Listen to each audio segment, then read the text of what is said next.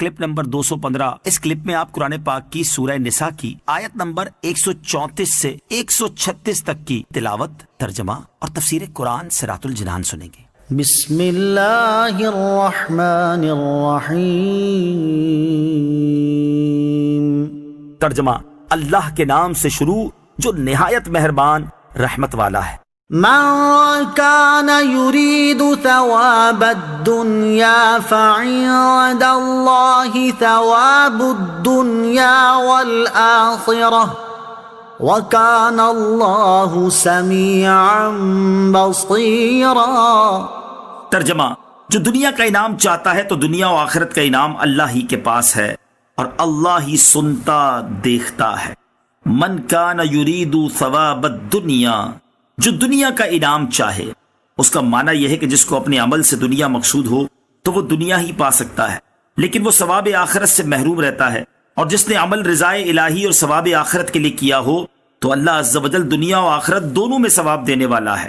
تو جو شخص اللہ عز و جل سے فقط دنیا کا طالب ہو وہ نادان، خسیس اور کم ہمت ہے۔ جب اللہ عز و جل کے پاس دنیا و آخرت سب کچھ ہے تو اس سے دنیا و آخرت کی بھلائی مانگو۔ مانگنے والے میں ہمت چاہیے۔ اس سے یہ بھی معلوم ہوا کہ نہ تو دنیا کو اپنا اصل مقصود بنایا جائے کہ آخرت کو فراموش کر دے، اور نہ بالکل ترک دنیا ہی کر دینی چاہیے۔ یا ایھا الذین آمنوا کونوا قوامین بالقسط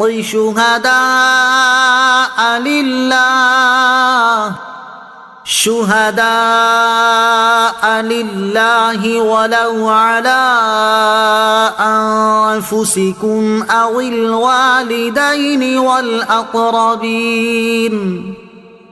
ان یکن غنیا او فقیرا فاللہ اولی بہما فلا تتبعوا الہوی ان تعدلوا وَإِن تَلْوُوا أَوْ تُعْرِضُوا فَإِنَّ اللَّهَ كَانَ بِمَا تَعْمَلُونَ خَبِيرًا۔ ترجمہ، اے ایمان والو، اللہ کے لیے گواہی دیتے ہوئے انصاف پر خوب قائم ہو جاؤ، چاہے تمہارے اپنے یا والدین یا رشتے داروں کے خلاف ہی گواہی ہو۔ جس پر گواہی دو وہ غنی ہو یا فقیر، بہرحال اللہ ان کے زیادہ قریب ہے۔ تو نفس کی خواہش کے پیچھے نہ چلو کہ عدل نہ کرو، اگر تم ہیر پھیر کرو یا منہ پھیرو تو اللہ کو تمہارے کاموں کی خبر ہے۔ کونوا قوامین بالقسط، انصاف پر خوب قائم ہو جاؤ۔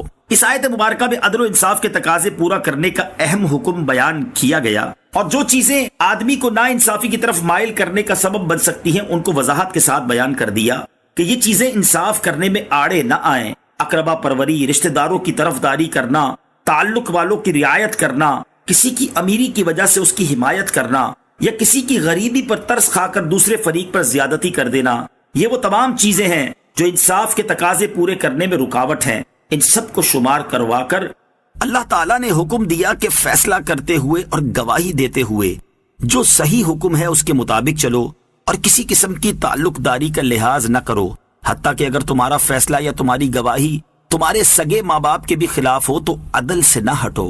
یا ایھا الذین آمنوا آمنوا باللہ ورسولہ والکتاب الذی نزل علی رسولہ والکتاب الذی انزل من قبل ومن يكفر بالله وملائكته وكتبه ورسله واليوم الآخر فقد ضل ضلالا بعيدا۔ ترجمہ، اے ایمان والو، اللہ اور اس کے رسول پر اور اس کتاب پر جو اس نے اپنے رسول پر اتاری اور اس کتاب پر جو اس سے پہلے نازل کی، ان سب پر ہمیشہ ایمان رکھو، اور جو اللہ اور اس کے فرشتوں اور اس کی کتابوں اور اس کے رسولوں اور قیامت کو نہ مانے تو وہ ضرور دور کی گمراہی میں جا پڑا۔ آمینوا باللہ ورسولہ، اللہ اور اس کے رسول پر ایمان رکھو۔ یہاں اہل ایمان کو مخاطب کر کے فرمایا آمنو، ایمان لاؤ۔ اگر یہ خطاب حقیقی مسلمانوں کو ہے تو اس کا معنی ہوگا کہ ایمان پر ثابت قدم رہو، اور اگر یہ خطاب یہود و نصارہ سے ہو تو معنی یہ ہوں گے کہ اے بعض کتابوں اور بعض رسولوں پر ایمان لانے والوں، تو مکمل ایمان لاؤ، یعنی تمام کتابوں اور تمام رسولوں پر، جن میں قرآن اور محمد مصطفیٰ صلی اللہ تعالی علیہ وسلم بھی داخل ہے۔